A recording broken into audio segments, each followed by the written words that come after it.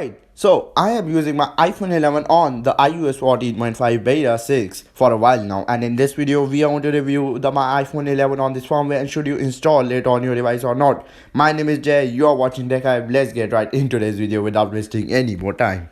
First of all, we are going to talk about the performance of iPhone 11 on this firmware. So iPhone 11 on this firmware is, as we all know, it have A13 Bionic chipset, which is a beast, and it is performing really good. And considering it's a beta, it is performing really awesome, man. One of the best beta performance I've ever got till now from iPhone 11. Now talking about the battery life of iPhone 11 is pretty darn good on this beta, considering that I was on the beta 5 earlier, and on beta 6 this device is performing a bit better in terms of battery life. So if you're thinking about upgrading your device to this firmware and you want a better battery life, I would say go ahead and do it. You will get some minutes of extra usage on this device. Now talking about the stability, this device is pretty stable, and since I've installed the iOS 14.5 betas, the beta 1, 2 and 3 was not really stable on this device, but after the beta 4 and 5 it started to get a bit stable, and now on the beta 6 it is as close as it can get to the official release. So this is almost the same as official release, because even the build number indicates that we are really close to official release. So if you're thinking about updating your device to this beta after like beta 2 or 3, I would say go ahead and do it. Talking about the new feature, if you are going to update any of your iPhone 11 series device, you are going to get a message on your screen